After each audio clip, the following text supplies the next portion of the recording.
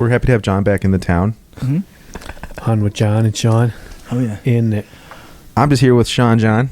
You thought... that feels nice. Please don't sue me, P. Diddy. Is that a brand? Yeah, I was going to say... It is. Please, do they still make those? Sean Diddy Homes, remember that? That was a great one. That was probably the first time I actually saw you. It was in the coffee shop there, and he came up with... How nice. I would love to have that be our first meeting, I coffee shop. don't think it was, because I'm pretty sure we played against each other in sports. Yeah, that's probably the Pretty appropriate... confident that we did. You remember sitting on the bench, looking at him on the bench? For sure. No, that's what it was. I didn't sit on the bench in soccer. That's true. Yeah, I didn't either. That was the one thing where I was like, I'm not going to sit on the bench. Hey, I was probably filming both of you playing against each other. I wasn't a cameraman like yet. a weird way? Career started? No. That was Craig Brobeck days. Sadly, I had zero athletic ability, and I was just the cameraman. That Honduras picture of... Or not Honduras, the... wherever you guys were at. I was going to say, you went to Zambia? Honduras? Brazil? Where'd you guys go? Ghana, sorry. Uganda. You were just going to let him keep going? I can't. Just...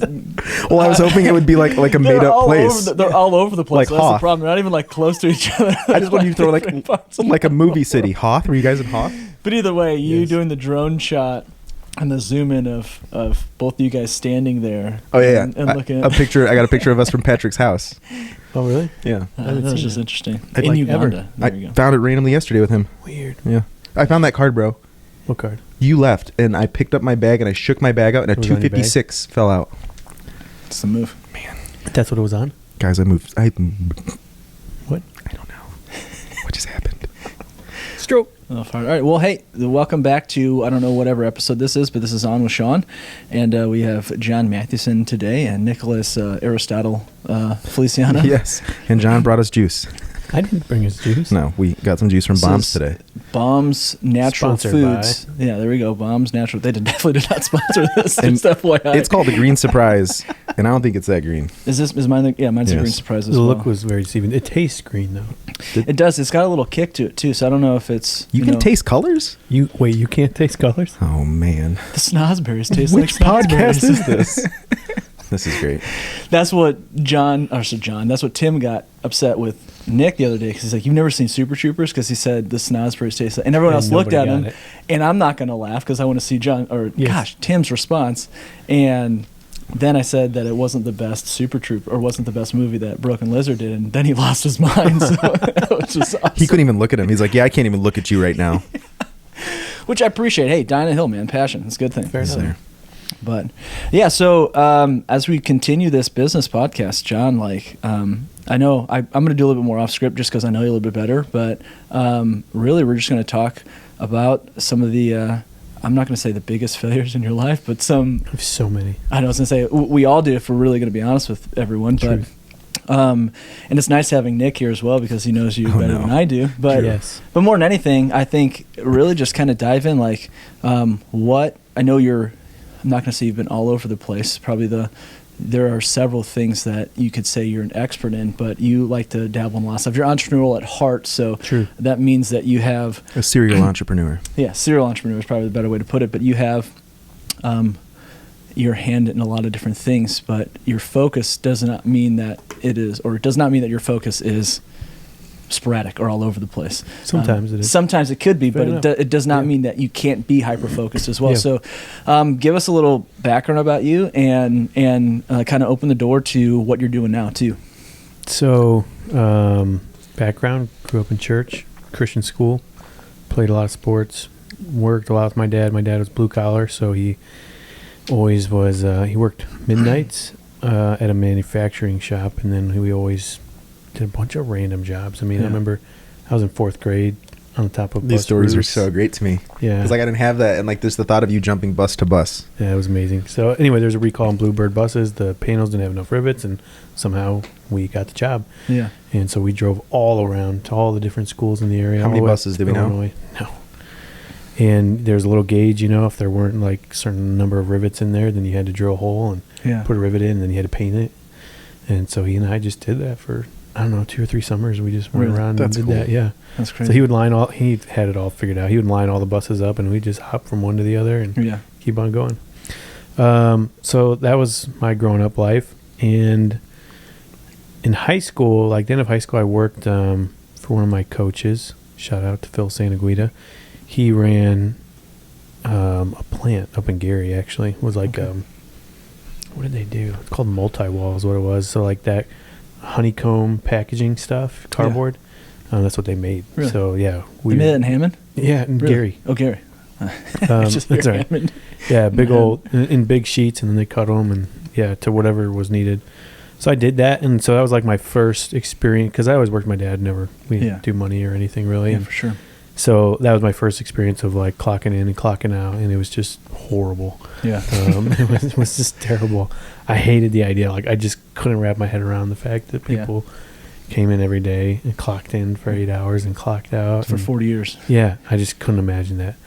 And so then went to Bible college for a couple years, and then so I think the first company I actually started was, I think it was a marketing company. And I did marketing for a lot of healthcare companies, so home health, and that was one of the first companies I started, and then just And that was a big one. I mean, we're talking door to door. We're talking on the phones. Yeah, that was before social media marketing was big or anything, and Rita Barrett was around. We shout out to Rita. She put me through college. She didn't know, but so that marketing was specifically geared towards like senior citizens that needed like nurses in the home or hospice or medical equipment, whatever. And so, but it's funny, like looking back, we can see like the early, like the way that worked is when we just talked to the people like they were a person. It wasn't like I was trying to make a sale. I just was having a conversation with somebody, and those ones always worked out really, really well. Man, I remember that. I remember being back at your apartment and I didn't want to hop on the phone. And I remember, 2-hour conversation with Rita Barrett. That's cool. That's a cool perspective. Full circle, really. Yeah, absolutely. And then you would progress from there. So. For sure. So I guess that kind of leads into what we're doing today is, you know, because half the time we're just like it almost seems like sales or any type of entrepreneur is like, how do we kind of manipulate or have an ulterior motive towards the consumer, right? But it really is if it's going to be people focused. And this was just confirmed in Texas when you went, was because in most businesses, it's like the either the owner and the team leads, they are outside of the circle and they focus both in on the consumer. But how Beat and Bow does it is this construction company in Lubbock, Texas. They do like the head or like they have like these direct reports, and they go to the team leads, and the team leads go to like people who are on their team. Right. And then the team goes out and, goes towards the consumer. So that kind of leads into what we're doing is truly being able people focused versus profit focused. And the profit comes with it if we focus on the individual that comes with it. So. Could you kind of tee that up a little better? Like you met Beat and Bow. Yeah. Okay. Tying that story to him getting there. Yeah. So as of late, so I'd say February of last year. So I've been on this kick of, hey, I would love to. I knew I was missing something in business, right? I knew that, especially in Christian business, like the only thing that changes in most Christian business, and this is not really calling a lot of people out, but it's just this is the truth, is most Christian businesses, they just have a different Sunday routine. But when you get back on Monday, it's the same thing. You're going to jump into the secular world, and there's no merging of the sacred and secular. So there's a big divide. Yeah, it's huge, and it's literally it's black and white, and we compartmentalize it and then we push to either one side or the other. So,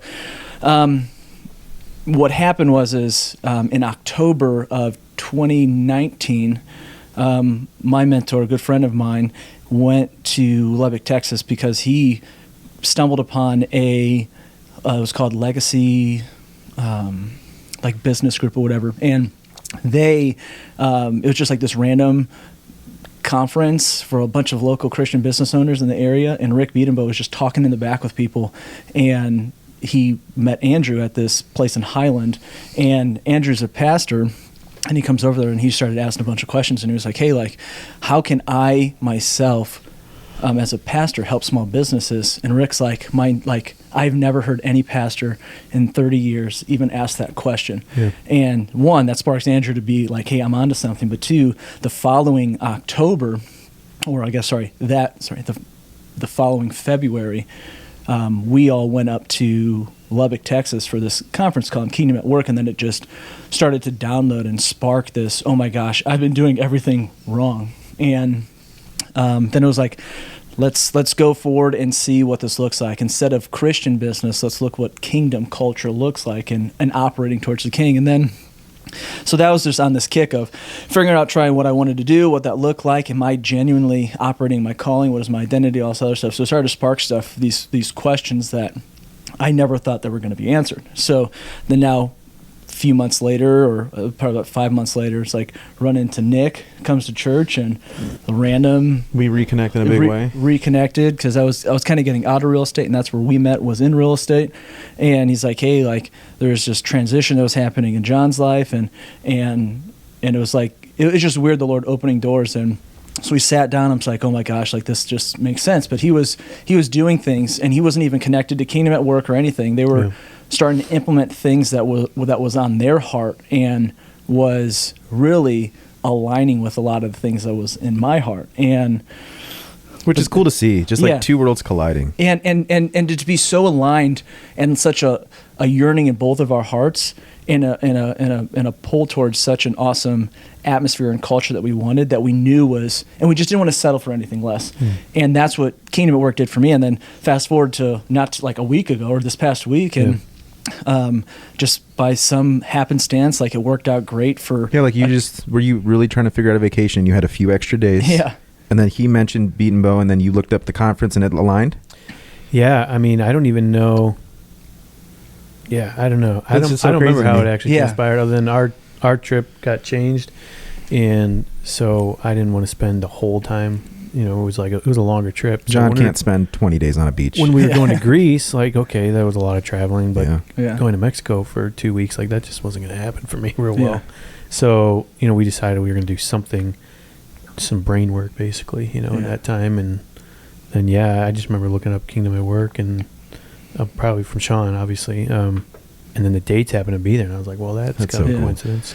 Yeah. And then he's ended up talking to one of the guys that talks into one of the guys that talks into me, and it's just like, this doesn't make, it's just a weird aligning of so many different things. And it was just like, I would say, for, when you know it's the Lord, you know it's the Lord. Yeah. And like, you can't construct this. There's no, like, I don't think the universe is that lazy, let alone Christ, right? Like, let's be honest. So when that level of coincidence continues to happen, I know that it's the Lord, navigating things, especially when we align with His will. So align with His will. So, but yeah, in that, so we don't have to talk about that. That could be a whole nother conversation as far as what Beat and Bow and stuff did, right? He just threw you under the bus there. How? It's okay. No, it's fine. It's a great conversation. I think it literally tees up. It is, and I'm just like, I think that the power of that, I think everyone needs to experience it. Yeah. But even then, you have to understand what your identity and what your calling is first. Otherwise, it's just another conference. And that's good. It just doesn't have to be a separation. Like that's the biggest thing, 100%. Like you don't have to clock out, and like your whole vision of church, your whole vision of kingdom, like, should be shifted to more of what is actually in the Bible and not necessarily tradition. And there doesn't have to be this big separation, And I remember years ago, even when I followed Grant's stuff, like Grant Cardone's training is very sales oriented, but if you listen to his training, it's all people based. Absolutely. It's communicating to the people. And that's why I always resonated really well with it, because it wasn't just selling them a product. It was figuring out what was best for that person and that individual, and listening and communicating really well. And so, maybe I don't align with everything that he does, but he's still at the core, that biblical principle and that kingdom mindset works really, really well. Absolutely. And it's, we both, and you as well, have a propensity to align with something like that, regardless of if they're strictly in the church or not. Yeah. Again, all truth is God's truth. I truly believe in that. The devil can only pervert what is already created. So even beyond that. So that's, again, we can go on a tangent there. But as far as like the kingdom reality and what that looks like, how does that play into right now and what we're doing? And for you, like what is one thing that you're excited about moving forward? Because it's like, hey, we had a marketing company over here, and now we're doing the commercial development or whatever this looks like. And what is one thing that you're excited for, can't wait for, on the other side of this Kingdom at Work? I think I'm really excited to be the hands and feet of it, the legs of it. Yeah, I love it. It's always been my natural bent for people. So I'm just very geared. I'm an S profile, and so that's just very second nature to me to consistently think about what this person's going to think or where they would do best. So that's always come second nature to me. What I'm excited to do, even in my own life, is do the work of the other side of, we all have to be accountable to each other. There's still action to be taken. Absolutely. And yes, you can put people first, but you can also have real hard conversations with them Yeah. and still grow and still accomplish some really, really cool things. Mhm. And so, we have, and I say we on purpose, everybody's worked really hard at the culture that we have here. And I'm excited to now say we have a really good culture. And I Yeah. even was affirmed of that when in Texas. But we can have this and Yeah. have a really, really good business Yeah. that's operating really, really well. Mhm. And I'm excited to get and see that and experience it. And truth be told, and this is just what I've had to learn in my life, like I'm excited about that journey. Yeah. Because when the culture's already there, Mhm. having and understanding and appreciating the journey becomes Yeah. really, really important. Yeah, no, I love that. And here's the thing: is most of us, I know I am super outcome and results driven, and we've talked about this as well. But you need to fall in love with the process, right? Mhm. Here's the thing: especially as being Christian and a servant of the King, it's like we already have the victory. So it's like what's on this side of heaven? What do we need to do? Is we need to fall in love with the process, the journey of aligning with the Yep. Creator of the universe Yep. to partner and facilitate growth, not even just our lives, but in other people's lives as well. Yep. Which that leads into our calling, and that leads into my next question, which is, what is a passion that you have in your heart? I know you love talking with people, you love enlightening people and educating people, but what is a passion in your heart that you're just super, like it makes you get up in the morning, right? It's that motivation that on those negative and crappy days that allows you to get up. What is one of those? Yeah, I mean, I'm sure there's a lot of things, I would say, which is probably an unconditional, I wouldn't have said this earlier, but one of the things that has kept me going, and how this makes sense, I don't know, but has been I've always been infatuated with growth. Yeah. And especially in my mind. Because I just learned early on, one of the things my dad did was he introduced me to a lot of different genre of peoples in different business sectors, from blue collar to white collar, and just he always wanted to put me in front of them because he knew that there was things that he couldn't necessarily give me, but that they could. And I don't know, early on I just learned that the only thing limiting me is like how much I really understand in my mind. Yeah. And so That's so good. now that's led me to have a bunch more passions that are really important to me. Yeah. But if I wouldn't have had that, I mean, I remember in high school having that growth mindset of like, if I can just learn more, if I can just read more and do more and soak more in. And that, I love that. And I always want that to be my number one. I talked to Joanne about it last night and Nick this morning. Like, growth is always on my mindset. I never want to get to the point, I forget what we were talking about this morning, but where I was saying like, man, we were talking about dreams. And I was like, and it was just this new information and I get really excited about it. Yeah. I never want to not have that in my life. Like, I always want to experience, like, I can't believe I didn't know this. Like, I always want to say that in my current state of life, because that means I'm always growing. Absolutely. And I'm always learning new things. And so that has led me to a lot of life-changing moments. Yeah. But if it weren't for that, wherever that came from, whatever that looks like, I don't know. But if it weren't for that core thing of always wanting to grow, always wanting to be better, then it never would have got me to like my next, like, authenticity is extremely important to me. Yeah. Because along my journey, I've learned that we got to understand who we really are. Yeah. And not just that, which that's a huge step for most people. I think a lot of people go through life without truly looking themselves in the mirror and finding out why they're here. 100%. And if you're not doing that, you got all this conflict inside of you now, right? Yeah. Anyway, another conversation, and then it can't be real. We've got 3 hours. I was saying that's where shame comes in. 100%. Yeah, and then it's all introspective. And so why authenticity is so important to me is because in order to be truly authentic, you've got to first understand yourself. Yeah. And in order to first understand yourself, you have to understand that there was a creator. Yeah. And that if there was a creator, then there's probably a reason he created you. Yeah. And then you start to learn that he gave you certain gifts and ability. And like, it really turns on why you're here. And now all of a sudden when you have, I was created for a purpose and I have these gifts and abilities, and like, you can start to really paint this clear picture of, man, this is what I'm supposed to do. And then when you can live out of that, it's just a really freeing place to be.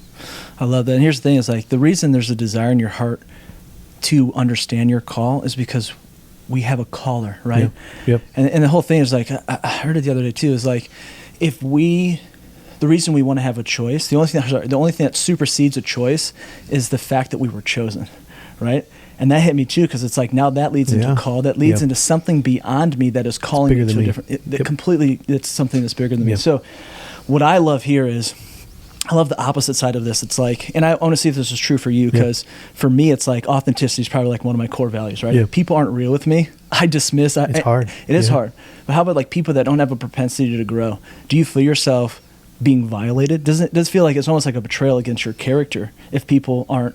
I mean, is that true for you? As far as like, not to an nth degree, but it's like, yeah. I think for me, I wouldn't say it that strong, probably because I'm an S, right? yeah, But it is very hard for me to understand. I don't understand people like that. Yeah. You know, it's very hard for me to see people stuck in a rut and always doing the same thing over and Yeah. over and making the same mistakes. Like my brain has a really, really hard. And so at some point, what that looks like for me is I start to struggle having empathy for Yeah. an individual in that situation. yeah. He's really patient though. He has, well, you've learned. He had to learn it, right? Because mine is like, I'm a C, right? So I'm black and white. It's just Yeah. like, nope, Yep. done, violate. Yeah. Like it's just, I see it as such a betrayal. Yeah. And now I know that that's incorrect as far as Yeah. like my black and whiteness of it. No, but- that's really good because what I see is it is a betrayal, but I see it as to yourself. I'm like, come on, like Yeah. that's not who you really are. you're trying to Like, empower them versus Yeah, mine is just yeah. like, later, you know. and that's like- where at some point when that's extended and that grace is over and over and over again, I'm like, Yeah. okay, like I'm having a really hard time still giving you empathy here because you're just an idiot. Yeah. And we've Doing had to the come same some thing over Jesus and over. conversations before, which I appreciate. Yeah. Yeah, for sure. All right, man. Well, here's the thing too is I think that even with call, it's identifying the things that we're good at and the things that we're bad at, right? Yep. And this is kind of a twofold question. I'll ask the first part of it, and then we'll go into the second thing because it leads into some of the bad things. Or because most of the times to figure out the things that we're good at, we have to figure out what we're bad at. Yeah. So this is kind of a two-part question. But what are some things that you're good at, and what are things that you're bad at? One, you identified that you're an S, right? So you know you're Yeah. not probably a good C, right? You know. Yeah, right. So continue into that reality a little bit of what are some things you're good at, what are some things you're bad at? Yeah. It took me a while to learn this. Well, I say that. I mean, it's all relative, I guess, right? I'm 32 now, so I'm just grateful to be where I am now. But Yeah. one of the things that I wish I would have learned earlier on is that God has given me a gift of vision and being able to see things. And I didn't articulate that. I mean, I can now look back and even see in sports and stuff, like I was not the greatest athlete, Mm-hmm. but especially even in basketball, but I could sit on the sidelines and know everything and know what the person was supposed to do. And Yeah. now if I was in their position, like maybe I couldn't do it or I couldn't operate it, but I could see the whole thing. Yeah. But I didn't recognize that back then until, I don't know, maybe 5-6 years ago where I really Yeah. understood my gifts. So, one of my biggest gifts is that it's very easy for me, to just see where we can go, the possibilities and opportunities of what's possible. They're just endless. Yeah. That's why, I mean, I've started so many businesses and failed them and whatever, Yeah. but it's very easy for me to see, oh, that's a possibility. We could do this, then go here, and then this would work here. Like it's just Yeah. second nature to me. Yeah. And then, the antithesis of that is details. Yeah. I just consistently Overlook. overlook the details, and Yeah. I don't look at the implications of all my decisions, Yeah. in the past. So The juicer. that's the juicer. the juicer story. So last Saturday came in, Nick bought this new juicer. I know, you just wanted it on the record. The mint and green Pac-Man. Yeah, beautiful one. That was like Amazon Prime, same day delivery. $111. Anyway, And 11 cents. I just got back. Okay, first of all, I had gotten in at 2:30 that morning. Same. You're right. Good point. Nick picked me up. That's no excuse. This is he waiting for it Stink. already. Boom. Okay, anyway, I showed up at the office because we were going to get my blender from Smoothie Fridays. And Joanne was like, hey, why don't I make some juices, text you, I think. And Nick said, yeah, take the juicer, no problem. It's all on the counter. So I come into the office. I find a box that's laying there. That's so great. And put all my... I was already in our other office, went to the studio, and on the counter, there's the juicer, and there's a whole bunch of parts. So I put them all in the box and walked out. It sounds so confusing. We have 2 kitchens. Yeah, and I get home and Joanne's like, where's the rest of it? I'm like, I put everything that was on the counter in a box. I have no idea. It's literally what he was asked to do. I Just eat it even up. looked in the fridge to see if maybe you left juice in some part of it. And no, there was nothing in the fridge. There was nothing else on the counter except for the instructions that did show a picture of the juicer. But other than that, there was nothing else. Anyway, full story. What did I forget? There was something missing. Yeah, 6 different pieces. Yeah. Well, where were they? In the other kitchen. So, yeah. But point is, I love it. I'm not The gonna other look at kitchen those where your blender details. was from the acai bowls. I'm just not going to notice them, you Yeah. know? And so there's a certain part where How the long part it of take it you- that's been important to me is to learn the implications of that. Yeah. because I used to just overlook that. And so I know, as hard as I try, I'm not going to be a detail guy. Like, it's just not me. Yeah. And I can work on my weaknesses and try and get better, but it's just not who I am. But I can look at the implications of, hey, if I don't have somebody else help me with this, or I don't have everybody else, and that's where authenticity is important, right? If I wasn't authentic about what my true gifts was, and that I'm not a detail guy, truly, like, we don't know how everybody else would look at the fact that I overlooked that, you know? You can think I'm just an idiot or whatever, but it's very funny and comical in the office now because everybody knows, oh yeah, it's very funny because I'm a detail guy, and like everybody else in there is a C detail person. And I just love that we somehow always forget this too. Like, we're somehow expecting you to eventually pick up all the details.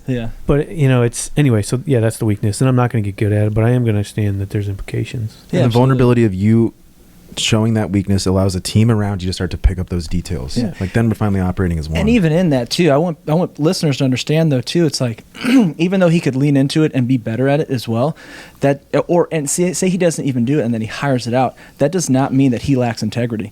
It's just him understanding that he's super good at some things and super good at others. And we all have blind spots, but he's aware of it, and he realized that it is more of a red task than a green task for him to take that on versus, hey, I can bring more clients in, hire some of this out for a nominal expense to have an administrative person who can operate in this vein versus this kills me and all the energy that it takes to do that. Yeah, and that's the important part. And I think that's where it's actually is, and this isn't me patting myself on the back, it's just the example we're talking about.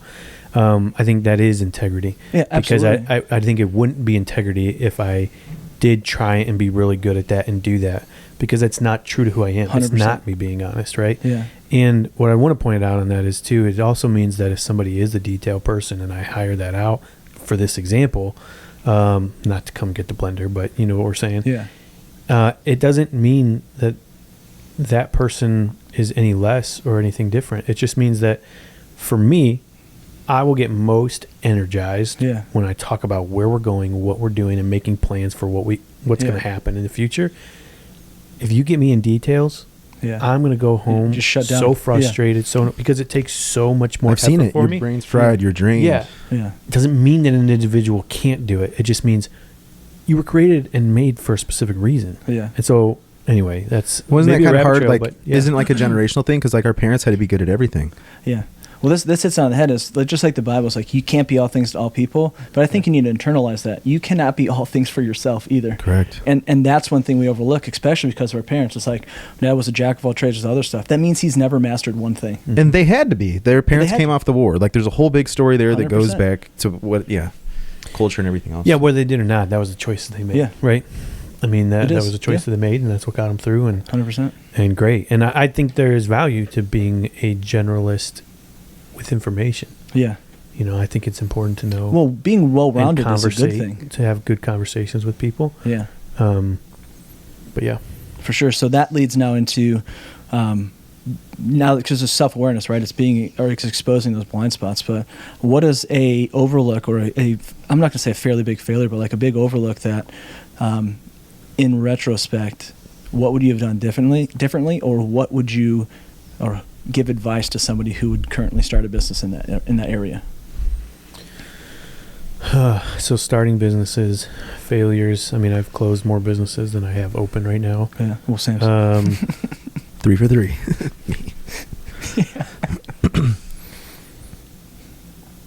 For me personally, it was not looking at the implications of things. So again, being my nature, I'm very visionary. I mean, I could think of an example right now of somebody who I've strained a relationship with because I saw an opportunity and said, we could fill that. Like, we could do that. No doubt about it. There's an opportunity there and we could crush it. But I didn't have capacity for it. And for me, that is consistently what I fight. It is so easy for me to see the opportunity and what can be done and the possibilities, but the implications of, do you know how long it's going to take? Do you know how much it's going to cost? Do you know the learning curve, the education curve it's going to take? Do you know all this? No, I'm looking at the possibility. Like, this is an opportunity that can happen. And so for me, like, I think that's the root of it. Any failure that I've had is that I haven't looked fully at all the implications. How does this affect people? How does this affect my family? How does this Yeah. affect my personal life? How does this affect my walk with God? Like, all of those are implications that I just wouldn't look at before. I would just see the opportunity and, man, let's do it. Yeah. And then I would overcommit and underdeliver because I'm committed in 10 different places. Yeah, that's so good. Yeah. I love that, because here's the thing is, I've talked about before, like small videos and stuff like that, or I'm sure I've mentioned it with you guys, or I talked about it with some young adults, is truly understanding your capacity and your potential. And I think that, like, reaching your capacity is one thing, but understanding your capacity, like you said, is, because it could be like so up here, but if you don't understand like the inner workings of it, it's not that you're never going to reach it. You're never going to understand why and be able to adhere to the process. And I think that's crazy.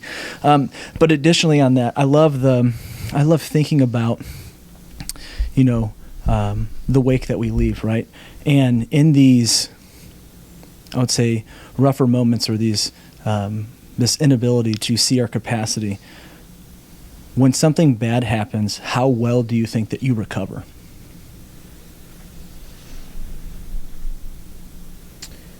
So, 2 answers, right? I don't think I recovered really, really well early on, although I think it would have looked like it, because it's easy for me to see another opportunity, move on. And I have learned years ago that it's extremely important to remain positive. Yeah. So the part that I didn't learn until, probably 2 or 3 years ago, I would say, is if your actions are showing it, that's great. But if you haven't reconciled that inside yourself, then that's a big problem. So meaning you go from failure to something without loss of enthusiasm, right? If you want to be able to do that.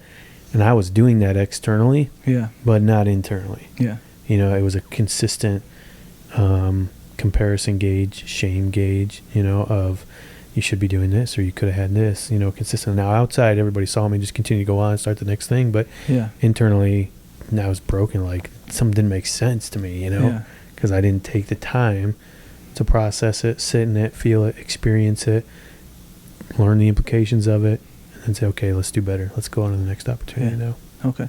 So in that, as far as anyone going through something like that, or realizing that maybe they don't recover well, or say they're on literally the brink of a failure, or they are at where the apex, where the failure hits and it hurts the most, is what would be the number one thing you tell them to do? What's an action step, right? Like, this is what we should do. What happens if we don't do it? And then now, what is the weight, or what is an actionable step? When we know that one grain of sand at a time, what would be a practical step for somebody going through failure or currently experiencing a failure that they have gone through? Yeah, man, there's a lot to unpack there. Responsibility is extremely important. For several reasons. One, when you can understand the concept that you're responsible for everything that's in your life right now, it's extremely freeing. Now, for a lot of people, that's extremely heavy, and they let that turn to shame and disappointment and a lot of other things. It shouldn't be that, right? Because I believe that everything works together for good. And so, do we make bad decisions? Yeah. Are there bad people? No, I don't believe that. And I believe there's people that make bad decisions consistently over and over again. But I don't believe anybody was created bad. I don't think everybody was created as a failure or to be a failure. And so if that's the case, then we make poor decisions and there's consequences from them. And so sitting in it, feeling it, experiencing it, but being responsible, saying, this is my fault, that I'm here. And saying, okay, if that's the case, then that also means that I have the power to get out of here. So feel it, experience it. Don't hijack that moment. So many people, I think, skip that step. Like, you got to sit in it and feel it and experience it, and then take responsibility and say, this sucks. I was there, 3 weeks ago? That's the advice you gave me. Like, just, I'd gone through something. It was a place that I didn't feel like I wanted to go back to mentally, and I didn't really know, and I felt unraveled, and I came to him, and I was like, dude, I don't know what to do. And he's like, just go sit and feel it. And it was so foreign for what I wanted to do or feel, and I went and did it, and I worked through it. Because part of the allure of success that the world's paint for us is that there's none of those moments, that they don't exist. But the problem is we all know if you go and work out, you're going to be in a lot of pain. Because you're going to tear your muscles, and it's going to suck and it's going to hurt. Well, why is it okay there? But then when we look in our own lives, that's good, and we feel a whole lot of pain, why is it not good there? Absolutely. That's a good comparison. Both moments are growth moments. Absolutely. It's just your paradigm and the story you're telling yourself is what's different. Yeah. So be responsible for it. Own it. Say, yeah, I screwed up, made a mistake, but it's not defining me. It doesn't define who you are. Yeah. So, yeah, that's what I would say. And stay positive. Like being positive is really, really important. Yeah. And be really careful what you put in your mind and what you and the truth that you subscribe to in those moments. Because if you start subscribing to the shame lines of this always happens and it's always going to be like this, and I can never. Woe is me, or those are unbelievably damaging Yeah. to your brain and to your mental attitude and outlook on life, which is what shapes your future. Yeah. And your health and so many other things all coming from your mind.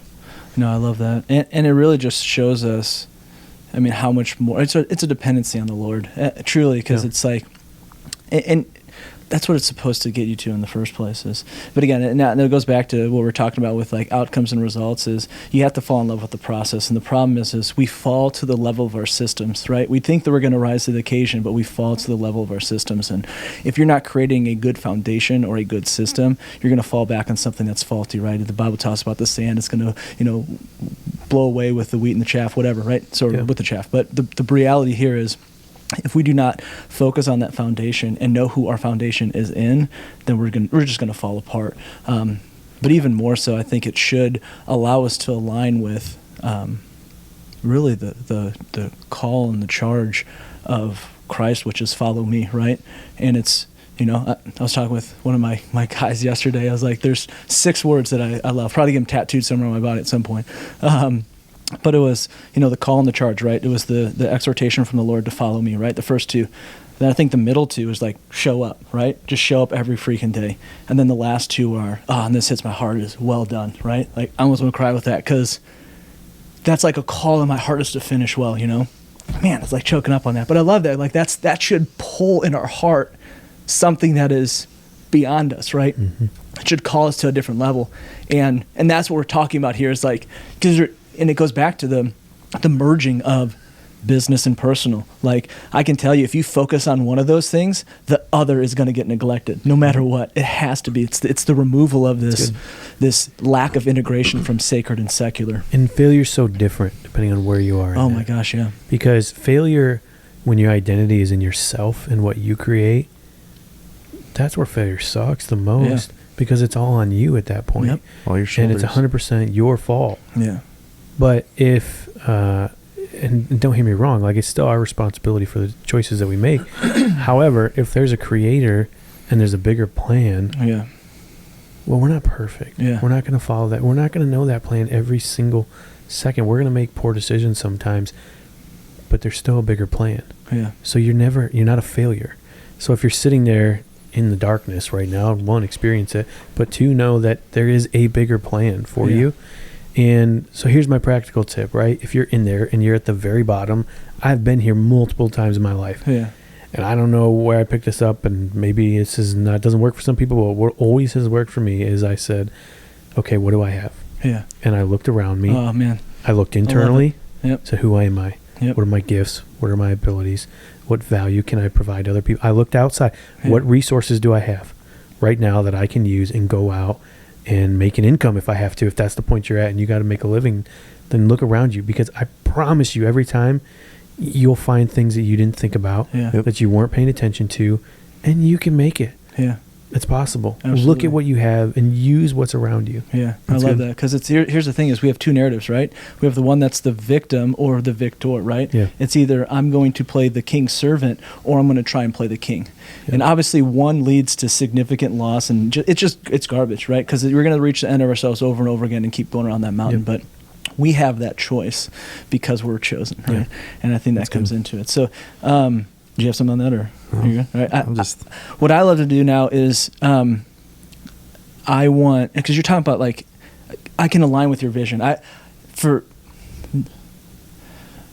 even my propensity to grow, I need to align with people that want to grow more than me. And that's fine even to admit that. But it's like the people that are around me, like they pull me up. I feel like lowly, it's like gravity pulls me towards them versus like, hey, like I want to be at the top of anything. Like, no, I feel like I'm the lowest person, like walk in any room and feel the dumbest. And I don't mean that in a bad way. I mean that in like, hey, like I need to elevate myself to the next level. So, and one of the reasons why even partnering with stuff or even being subservient to you is I love your vision. And it's like, man, like I can't even quench his vision. Like I need to be by him. So I would agree. In my heart, I would love to hear, even if you don't have to share right now with it, but I would love to see like, hey, what does the next 5 years look like for John? And what is some vision? It could either be biblical or practically in business. What does that look like for you? Yeah. There's so many different areas, right? I mean, one, for me personally, the next 5 years of my life, it's really important that I integrate the Holy Spirit and the Father into my daily, and more than that, my every decision moments. So I'm working on where even traditionally, even in the past 2 years, like I've had a really good relationship and I've gotten really good directions and I've heard really good things. Listening prayer became a thing for me, which has rocked my world. But now I'm trying to break that down to where every morning, what meetings, who do I need to talk to today? Yeah. And then eventually more than that, this decision, I don't want to make a decision on my own because it's not my kingdom, And so for me, that's what that looks like. For my wife, very similar, like our oneness, our prayer time, that's another whole conversation. But there was a time when we got married, like we wouldn't pray in front of each other. Yeah. Because we just never heard that. Like nobody ever did that. Oh, that's good. To where now we spend good amount of time every morning praying out loud together. That's awesome. In a really cool communication with the Father that is really oneness. And I want to experience that. I love that. Even more in the next 5 years. God has put a certain group of people around me, you guys included, and has made it clear to me, my natural is a S, but usually in the workplace I show up as results oriented. And it's really important to me. And that drives me consistently to want to do more and to reach more people and go do more. I have continually been told over and over again that this is where my time is supposed to be here with the people that are around me. And so the next 5 years, I believe I'm supposed to help show, build, whatever kind of culture we have here with the people that are here and the people that get brought here. And that's where I'm supposed to spend my time. I love it. I won't always be the one going out and meeting new people.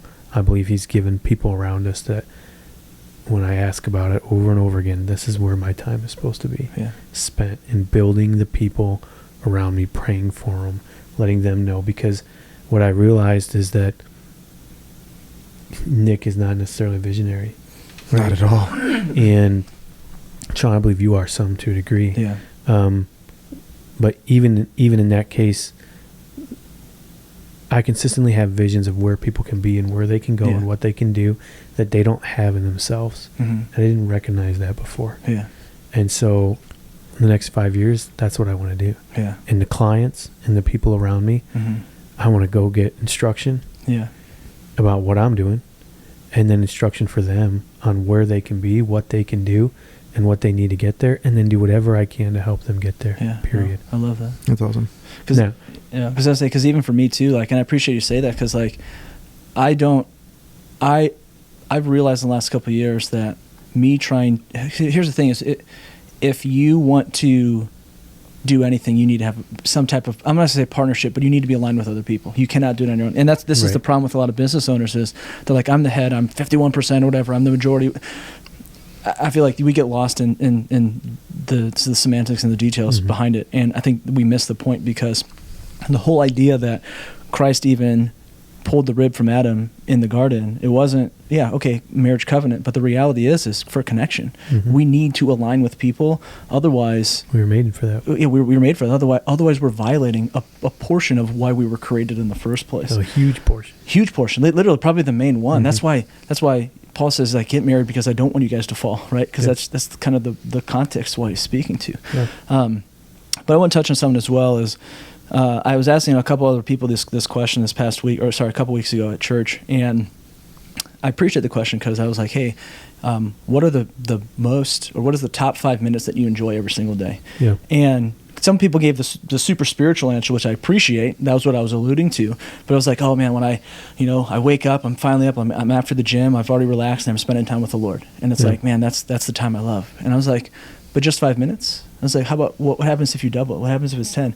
The point that you alluded to is like, what meetings do I need to work on today? Like, who do I need to have in my life? And am I really allowing the Holy Spirit to be my CEO, to be the one who, like my provider, my Jehovah Jireh, my provider, and actually dictate my schedule. Yeah. Because even Beat 'em Bow, I want to brag on them for a second, because like they had a like a pivot point that they were going to make, because they needed to sell. Lumber prices were going up, but their margins were going to stay the same. So their pre-built houses, ones they already built, were selling more than the new construction ones. And they made that decision because he's like, no, I feel the Lord's calling me to do this. That was like a multi-million-dollar like increase that they could have had, and they just wrote it off because he's like, nope, the Lord's telling me no. He didn't even do the math until he said it on stage when he was talking with people.